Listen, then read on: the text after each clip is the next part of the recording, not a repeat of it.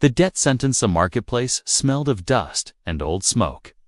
The air heavy with voices of traders, cries of sellers, and the laughter of those who came to watch misery.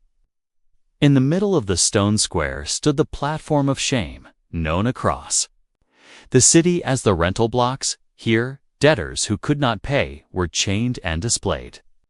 Not to be sold forever, but to be rented out like tools, month after month, year after year, until the weight of their punishment crushed what little dignity remained.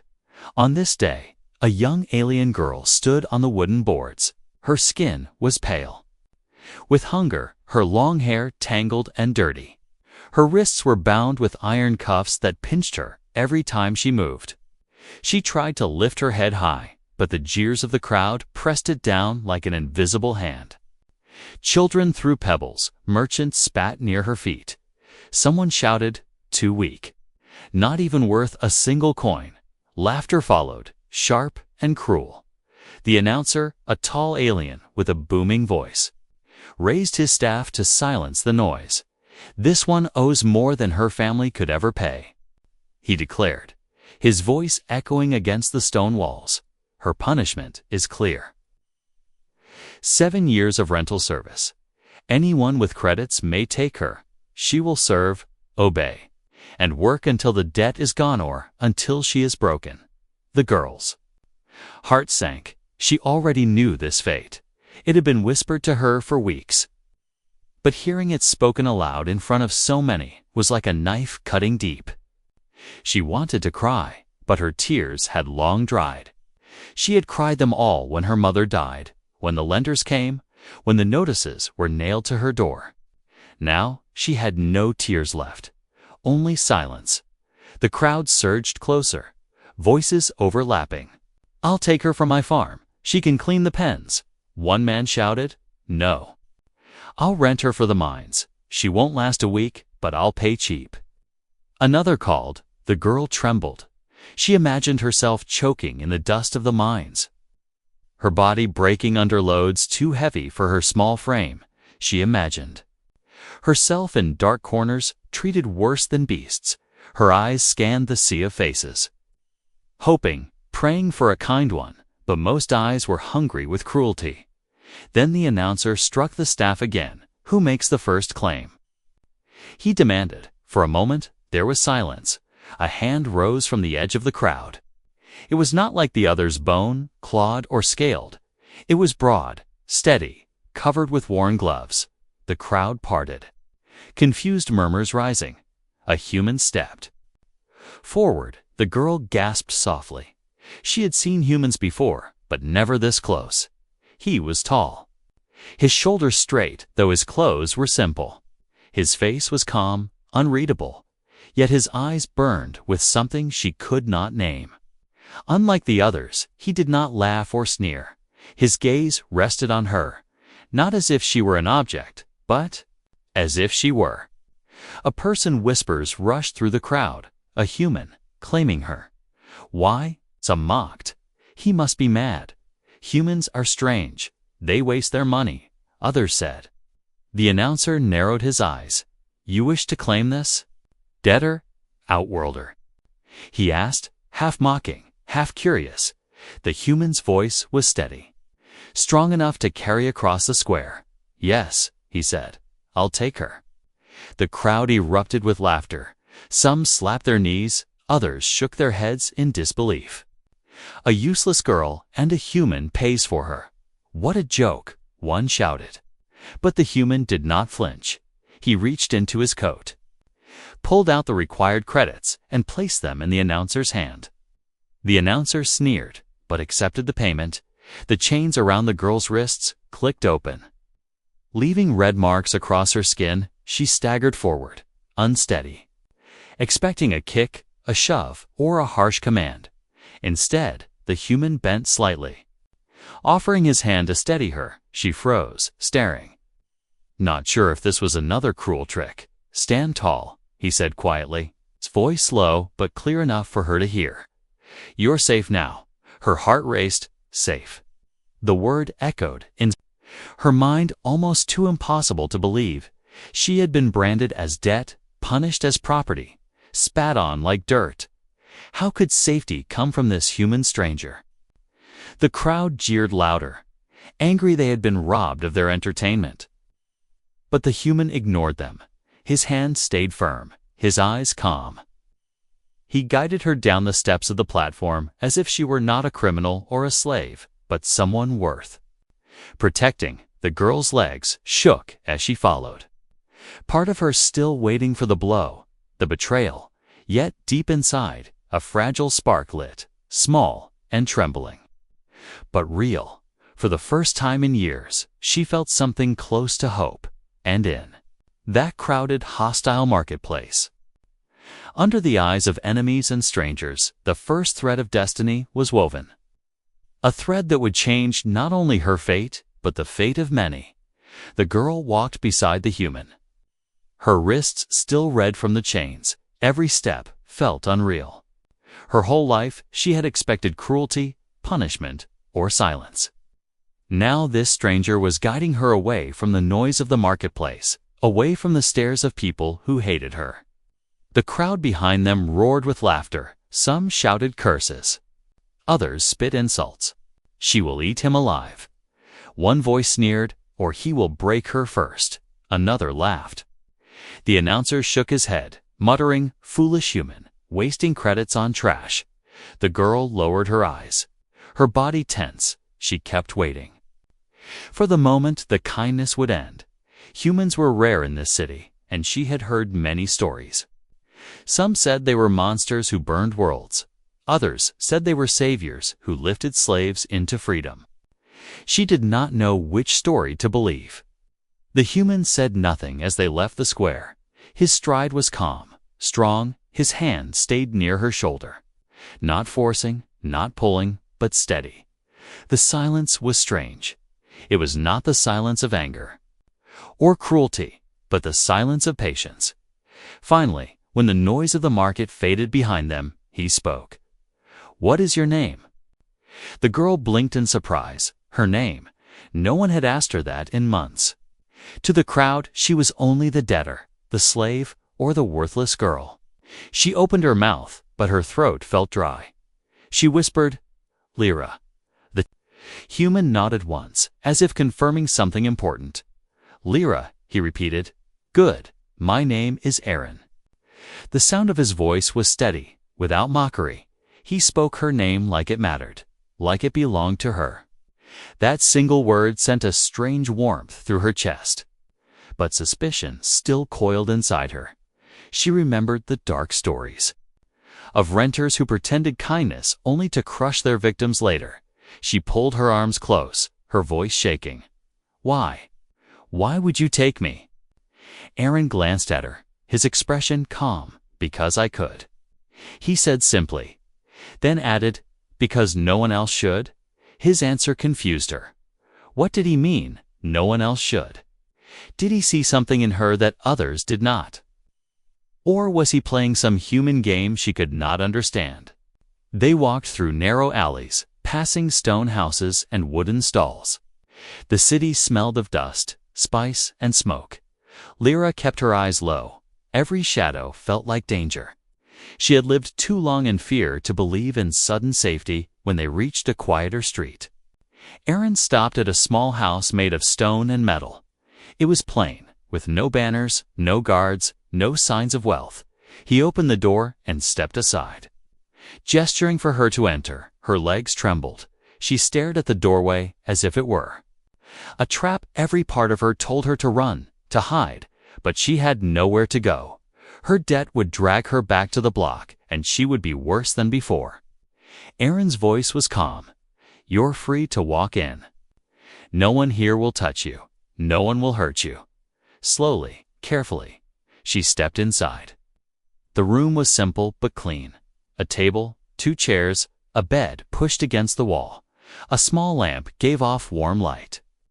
She stood frozen, unsure what to do. Aaron closed the door behind them, then set a small bag on the table. He took out bread and a jug of water, placing them gently. He looked at her, not with hunger or cruelty, but with quiet expectation. "Eat," he said. Her hands shook as she reached for the bread. She half expected him to snatch it away or laugh at her hunger, but he only sat down in the chair, watching her calmly. She tore a piece and placed it in her mouth. The taste was plain, but to her it was like a feast. She ate slowly, her eyes darting toward him. You don't act like the others, she whispered. Aaron leaned back, his gaze steady. Because you're not property, he said.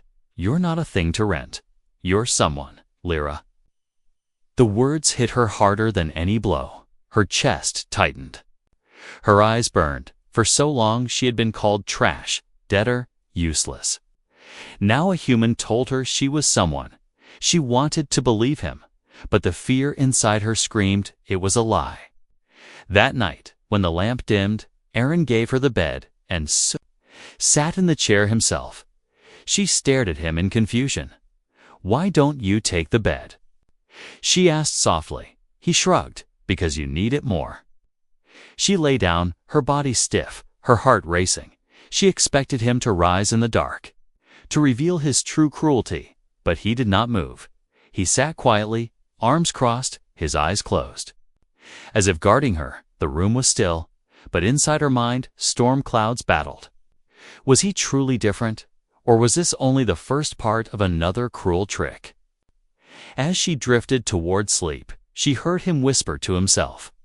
Not knowing she was awake, his voice was low, almost like a vow. She's not a thing. She's not theirs. She's safe here. Her breath caught. She turned her face into the pillow, hiding the tear that escaped for the first time since her punishment began. Lyra dared to wonder if her fate was truly changing. And though fear still clung to her heart, a fragile light sparked in the darkness, a light that whispered that maybe, just maybe, this human would change everything. Morning came slowly. The dim light of the sun pushed through the cracks in the small stone house. Lyra opened her eyes, for a moment, forgetting where she was. Then she saw the human, Aaron, still sitting in the chair, his head resting back, arms folded, his chest rose and fell with steady breaths. He had not moved closer during the night. He had not tried to harm her. Her heart thumped with confusion. She had lived long enough under cruelty to know that kindness always had a price. Nothing was free in this city, not even pity. She sat up, pulling the thin blanket close. Her body trembled as if expecting chains to slam around her wrists again. Aaron stirred and opened his eyes. His gaze was calm. Steady. You slept, he said softly. That's good. Lyra lowered her eyes. I don't understand you, she whispered. He rose from the chair, stretched his arms, and moved toward the table, pulling out more bread and a small jug of water. You don't have to, he replied. Just eat. Stay strong. Her fingers tightened on the blanket, suspicion crawling up her spine. She wanted to ask why he was doing this, but the words stuck in her throat. Every memory of the past told her that no one cared for free. There had to be a reason. There had to be a trick hidden somewhere. She moved to the table slowly, her eyes never leaving him. She ate quietly, every bite tasting like both gift and threat. She felt his gaze on her, not sharp, not mocking, but watchful, patient. And that scared her even more. After the meal, Aaron handed her a simple cloak. You'll need this, he said. We're going outside. I won't keep you locked away like they wanted. Her chest tightened. Outside. She echoed. Fear flashed in her eyes. Outside meant danger. Outside meant creditors, guards, and those who still wanted her broken. She hugged the cloak to her chest, shaking her head. They'll see me. They'll take me back. Aaron's voice grew firm. Not while you're with me. Something in his tone made her pause.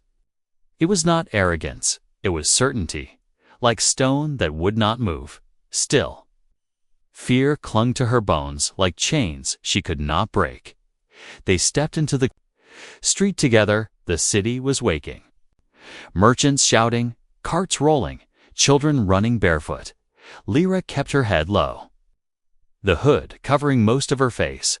Her hands trembled inside the cloak. Every shout in the distance felt aimed at her. Every glance burned like fire. Beside her, Aaron walked calmly. His stride was even, his shoulders straight. He seemed untouched by the stares. His calmness only made her more restless. Didn't he see how dangerous this was? Didn't he care? As they passed a row of stalls, a man selling cloth sneered at her. "Look there, the debtor girl rented already." "Didn't last a day, I bet." Laughter followed, sharp and cruel. Lyra's heart pounded, her body braced for Aaron's anger, for the strike that must surely come. But it didn't. Aaron kept walking, his gaze fixed forward, his hand brushed lightly against her arm, steadying her trembling. His silence was not weakness, it was strength. She realized the man's words did not touch him at all. Still, the chains of fear inside her rattled louder. At every corner, she expected betrayal. At every step, she imagined him dragging her into the shadows, revealing the cruel truth: "You belong to me. You were foolish to trust." The memories of the block played again in her mind, the laughter, the insults, the eyes filled with hate. Her breath quickened. She pulled her cloak tighter, muttering, "This is wrong. This is a trap." Aaron stopped walking, turned to her, and crouched slightly so his eyes met hers. "Listen to me. You're safe," he said. "They can talk, they can laugh, but they don't decide your worth. You do." Her breath caught. She stared at him, unable to speak. His words cut through her fear like light through cracks in a wall. Still, she shook her head. "I can't believe that. I've been nothing for too long." Aaron's expression softened. "Then let me believe it for you, until you can." Her chest tightened painfully. A part of her wanted to scream at him, to accuse him of lies, but another part, the part that had not died completely, wanted to believe. Even if only for a moment. They reached the market square, and the smell of spices and smoke filled the air. Crowds pressed close, merchants calling, animals braying. The noise was overwhelming. Lyra's heart raced. She felt eyes on her, whispers chasing her steps. Suddenly, a group of creditors stepped out from the crowd, their faces sharp with greed. One pointed at her. "That one, she still owes. She belongs to us." They reached for her arm. Fear froze her blood. She pulled back, ready to run. But Aaron stepped between them and her. His voice was iron. "No, she's under my claim. You'll touch her over my dead body." The men sneered. A human thinks he can fight the system. They mocked. But something in Aaron's stance, something in his steady gaze, made them hesitate. He did not move. He did not flinch. His presence was like a wall they could not push. The creditors muttered threats and slunk back into the crowd. Lyra stared at him, her heart thundering. He had stood for her. He had not flinched, not bargained, not handed her over. That night, back in the small stone house, Lyra lay on the bed again, staring into the dark. The chains of fear were still there, rattling, heavy. But for the first time, she felt them loosen. Not broken yet, but weakening. She closed her eyes, hearing his words echo in her mind. "Let me believe it for you." And though fear still held her tightly, hope crept in like a whisper, soft but unstoppable. The morning air was colder than before. Lyra wrapped the cloak tight around her shoulders as she followed Aaron down the narrow street. She did not ask where they were going. Fear still lived inside her. But she had learned that he always moved with purpose. The city was alive. The market square louder than yesterday. Stalls lined the stone road, filled with fruits, spices, and metal tools. The air smelled of roasted meat and burning oil. Voices rose and fell, a sea of noise that pressed against her ears. Lyra wanted to hide, to turn back, but Aaron's steady stride pulled her forward. "You'll walk with me," Aaron said calmly. "No chains, no collar. You're free beside me." The words should have warmed her heart, but they only filled her with nervous energy. She knew the eyes of the city. She knew the whispers. Already, she could feel them crawling across her skin. People stared, some with shock, some with hate. Some with mocking smiles. "Look at that," someone muttered. "The debtor girl walks without chains." "A human's toy," another sneered. "She won't last the week," a voice laughed. Every cruel word struck her like a stone. She lowered her eyes, trembling. The chains of fear rattled inside her chest. She wanted to vanish, but Aaron's voice broke through, firm and steady. "Ignore them, Lyra. Their words are wind." He led her to a food stall. The vendor froze when he saw her, his lip curling in disgust. "You dare bring her here?" The man spat. "Debtors don't buy, debtors don't eat." Aaron's eyes narrowed. He set down coins on the counter with a calm hand. "She's not a debtor anymore," he said. "She eats as anyone else does." The vendor laughed. "Shoving the coins back, not in my stall. She brings shame with every step." A small crowd had begun to gather. Curious eyes, cruel smiles, whispers spread quickly. "The human protects her. He thinks he's better than the law. Let him try." Lyra's breath quickened. This was the moment she had feared. This was when he would see the weight she carried. Too heavy, too shameful. He would push her away. She took a small step back, her voice breaking. "It's fine. We can leave." But Aaron did not move. His jaw tightened. He leaned slightly toward the vendor, his voice calm but cutting like steel. "You'll take the coins, you'll give the food, or you'll deal with me." The vendor sneered. "And what are you? Human?" One man against the whole system. He spat near Aaron's boots. "You can't change what she is." Aaron's voice deepened, carrying across the square. "She's not what you say she is. She's under my protection, and no one will touch her again." The words silenced the square for a heartbeat. Shock flickered across faces. Some laughed nervously, others looked uneasy. Lyra's chest tightened. Her heart pounded. She could not believe what she was hearing. No one had ever spoken for her like that, not even her family before the debt. "Consume them." The vendor's face twisted with anger. He shoved the coins away again. "You think your words matter here?" He shouted. "You think one man can protect her forever? The system will crush you both." From the edge of the crowd, one of the creditors who had threatened Lyra before stepped forward. His eyes glinted with malice. "He's right, human. That girl belongs to us. You can stand in front of her, but you can't hide her forever. One day, we'll take her back, and you'll regret wasting your credits." Lyra's body froze, her hands clenched in the cloak. Her breath came quick and shallow. She wanted to scream, to run, but Aaron stood like stone. His hand reached behind him slightly, a small gesture of protection. "If you want her, you'll have to go through me," he said, calm but deadly. The creditor sneered, "Then bleed for her." "Human." He stepped closer, but the crowd suddenly shifted, murmurs rising.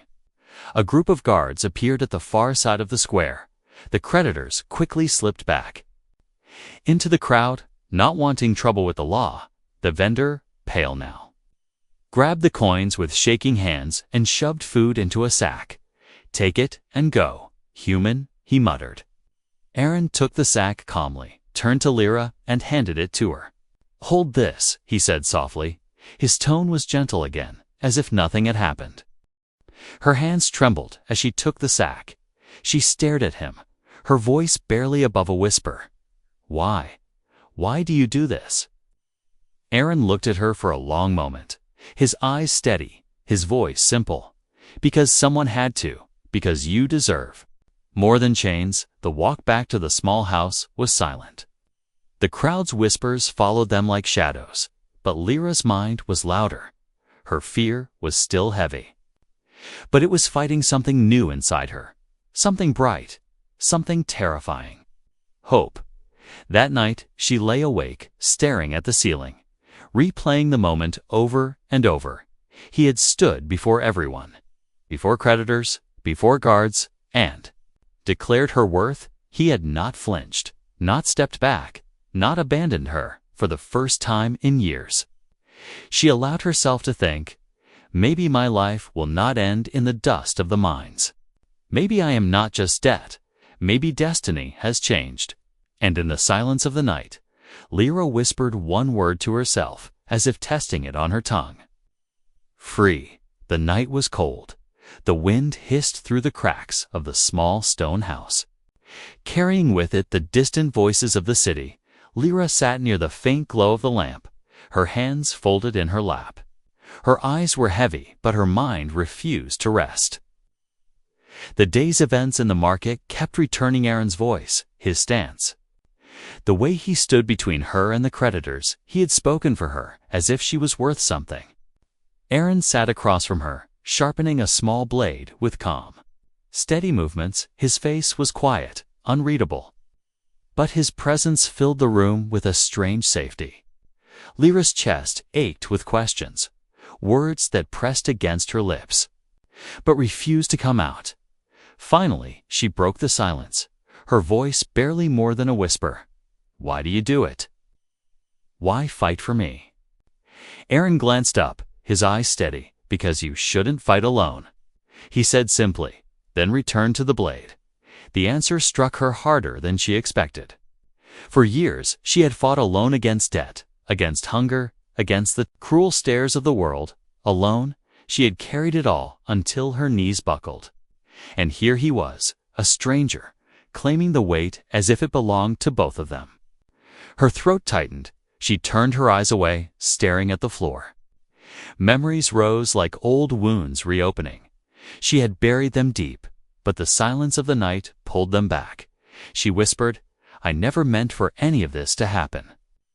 Aaron paused, the sound of stone against blade stopping. He looked at her. Tell me, he said, not as a command, but as an invitation. Lyra's fingers twisted in the blanket. Her voice shook as she spoke. It began when my mother fell ill. The healers asked for more credits than we had. I begged. For time, I begged the lenders for mercy. They gave me money, but with interest so cruel I could never repay, I thought. If I worked, if I begged in the streets, I could save her. I thought love was enough. Her eyes burned, but no tears fell. She had none left to give. She died anyway, and the debt stayed. They came for me, not to help, but to punish. They took everything, my home, my name, my freedom. Her words hung heavy in the room. The lamp flickered as if it too shivered with sorrow. Aaron leaned forward, resting the blade aside. His voice was low, steady. You did what you could. You tried to save her.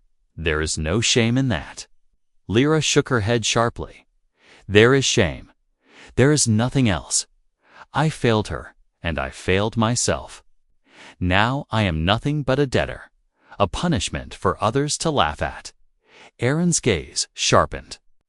No, he said firmly, you are not nothing. Debt does not erase who you are. The world wants you to believe it, but I don't. His words cut through her like a knife. Yet not to wound, but to open, to peel away the thick shell of despair. She had built. She wanted to argue, to tell him he was wrong. But her lips would not form the words because some small hidden part of her wanted to believe him. The silence stretched, heavy but warm. Aaron leaned back, his eyes never leaving hers. Lyra, he said slowly, your past does not bind your future. You are more than what they say. Her chest trembled with emotions she did not understand. She looked at him. Really looked. His face was worn but strong. His eyes carried no judgment, only truth. It was terrifying. To be seen so clearly, she whispered. No one has ever said that to me. Aaron's voice softened. Then hear it. Now, and remember it, you are not debt. You are not trash. You are not their slave. You are you, and that is enough. The words wrapped around her like a blanket warmer than any cloak.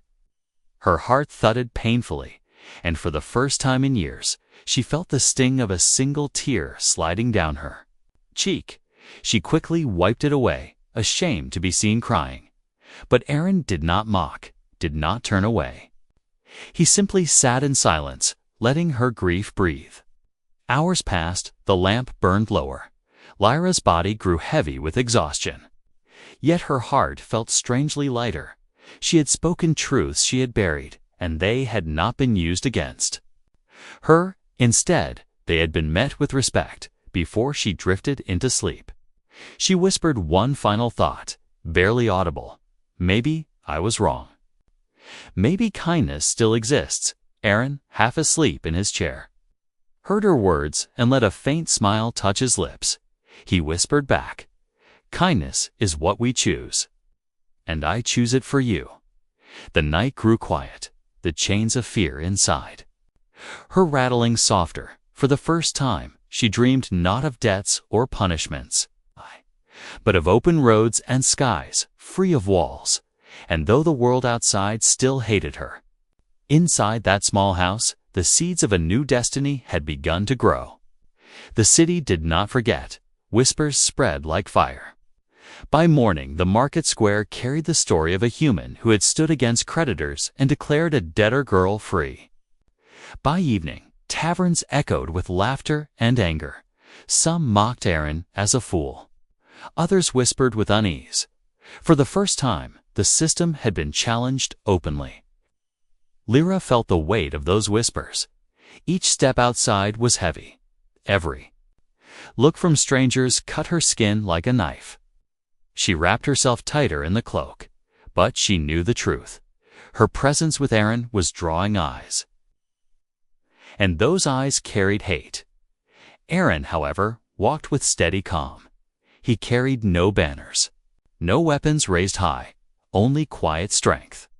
Yet Lyra could see the tension in his jaw, the way his hands sometimes hovered near his belt. He was ready for trouble. That night, they shared a simple meal. The air inside the small stone house was heavy. Lyra pushed the bread around her plate, her voice low.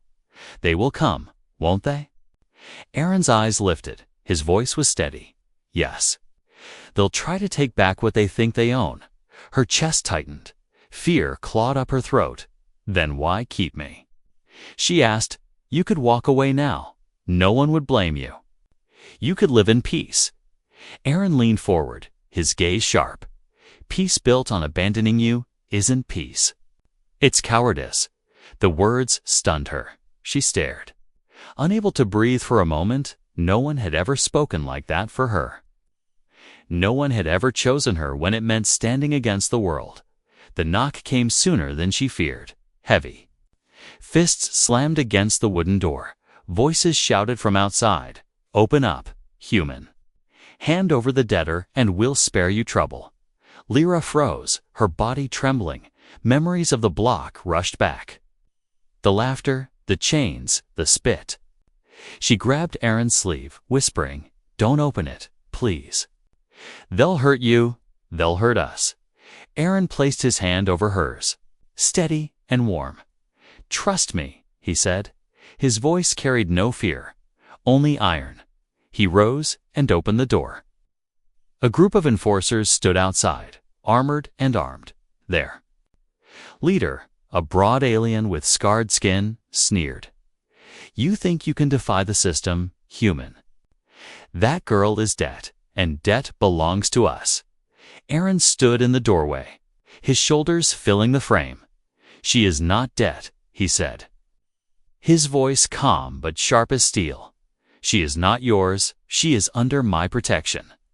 The enforcer laughed, a sound like stone breaking. "Protection? Do you think your human strength will save you? We are the law here. We decide what she is." Lyra's breath came quick and shallow. She could barely see through the blur of fear. She wanted to scream for Aaron to step aside, to hand her over, anything to stop the storm that was about to fall. But Aaron did not move.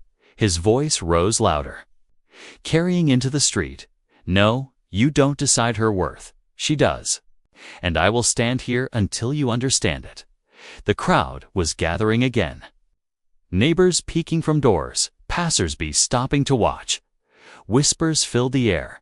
The human defies them. He'll be killed. The girl isn't worth it, the enforcer snarled, raising his weapon. Then bleed for her in that instant. Lyra's body moved before her mind. She stumbled forward, throwing herself between Aaron and the weapon. Her voice cracked as she shouted, "Stop! I am not dead. I am not trash. I will not go back." The words echoed, sharp and desperate. The crowd gasped. The enforcer froze for a heartbeat, staring at the girl who dared raise her voice. Aaron's hand rested gently on her shoulder. Steadying her trembling frame, his voice was firm. "You heard her. She chooses her worth. You cannot take her." The enforcers shifted uneasily. They were used to silence two broken victims, not to a girl standing tall beside a human. The crowds. Whispers grew louder, a ripple of doubt spreading through the city square. The leader growled, but his eyes flicked to the growing crowd. He knew if they struck now, it would turn into chaos, mutiny, perhaps even rebellion. With a hiss, he lowered his weapon. "This is not over. Human," he spat. "The system does not break because of one fool and one debtor." They turned and marched away, leaving only dust and whispers behind. Lyra collapsed to her knees, her body shaking. Aaron knelt beside her, his hands steady on her back. "You were brave," he said softly. "Braver than you know." Tears slid down her cheeks. She shook her head. "I wasn't brave. I was terrified," Aaron gave a small smile. "Courage isn't the absence of fear. It's standing anyway." She looked at him through blurred eyes, her voice trembling. "You could have left me. You should have, but you didn't." His answer was simple, steady, "Because you're not theirs, and never will be again." That night, as the city hummed with whispers of what had happened, Lyra sat awake, staring at the door. The chains of fear inside her still rattled. But something stronger now pressed against them, her own voice, the voice that had dared to shout, the voice that refused to be silent for the first time in her life. She felt the beginning of freedom, not given, not rented, not forced, but chosen. The destiny changed. The city did not sleep easily after the standoff. The story spread like smoke through every street and corner. A human had defied the system. A debtor girl had raised her voice. The old order trembled, and though the enforcers retreated, their threat hung heavy in the air inside the small stone house. Lyra sat by the window, staring at the stars hidden by the city's smoke. Her body still shook when she remembered the enforcer's weapon pointed at her chest. Yet she also remembered her own voice, the words that had burst from her like fire. "I am not dead," she had said it, and the world had heard. Aaron sat across the room, cleaning the blade in silence. His calmness seemed unshakable, but Lyra could see the tightness in his shoulders. He was ready for the fight that would come. She whispered, "They will return, won't they?" He looked up, his voice steady. "Yes, they will not let this go. The system will push back. They always do." Her hands clenched the fabric of her cloak. Fear pressed against her ribs like iron. "Then, what will we do?" Aaron set the blade aside, his eyes meeting hers. "We stand. Together, they may come with threats, with weapons, with chains, but they will not break us." The words lit something inside her chest, fragile but fierce. For years, she had lived bowed under shame and fear. Now, standing beside him, she felt taller, stronger, her voice no longer silenced. The next day, the storm arrived. Enforcers marched through the streets, armored boots striking the stone behind. Them came creditors and officials, the ones who thrived on fear and profit. The crowd gathered, pulled by whispers of rebellion. All eyes turned to the small stone house at the end of the street. The leader of the enforcers shouted, "Human, bring out the girl. This is your last chance. Hand her over or suffer with her." The crowd held its breath, waiting for the door to open, waiting to see the human dragged away in chains, waiting for the girl to be broken once more.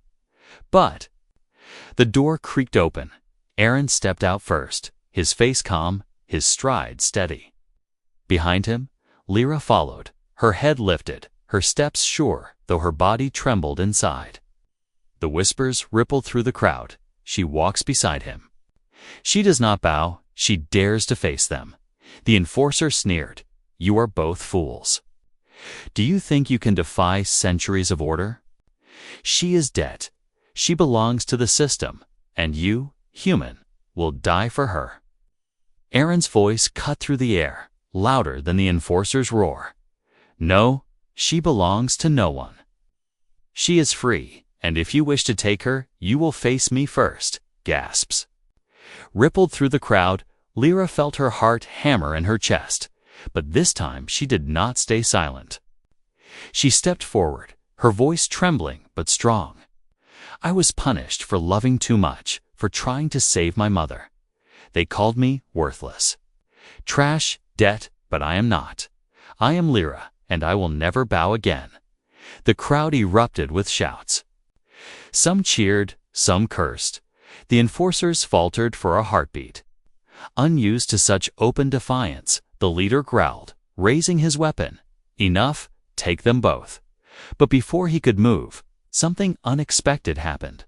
The crowd shifted. Dozens of eyes that had watched in silence now burned with something new. A few stepped forward, not toward Aaron and Lyra, but toward the enforcers. One shouted, "She's right. They're not property." Another added, "We are tired of your chains." The enforcers froze, realizing the city was turning. A rebellion was sparking, not from soldiers or leaders, but from a human and a debtor girl who dared to say no. Aaron's stance did not change. His voice stayed firm. "You see, you have already lost. She is free because she says so, and nothing you do will change that." The enforcers, seeing the shifting tide, retreated step by step. Their leader snarled promises of revenge, but his words carried less weight now. The system had cracked. When the square finally quieted, Lyra stood trembling. Not from fear, but from the weight of what had just happened. Aaron placed a steady hand on her shoulder. His voice was low. "You were brave. You spoke your truth. That was stronger than any weapon." Her eyes burned with tears, but this time they were not of despair. They were of release. Of a burden lifting from her chest, she whispered, "You changed everything. You changed me, Aaron." Shook his head gently. "No, you changed yourself. I only stood beside you." She looked at him, her heart aching with gratitude. "Then let me say it," she whispered, her voice soft but certain. "You changed my destiny." The stars broke. Through the smoke above the city that night, for the first time in years, Lyra lifted her head and truly saw them, not as distant lights, but as promises of roads yet to walk. She was no longer debt, no longer punishment. She was free, and beside her walked the human who had chosen to stand. When the world wanted him silent, the system had tried to chain her. But together they had broken it, and in that breaking, a new future was born.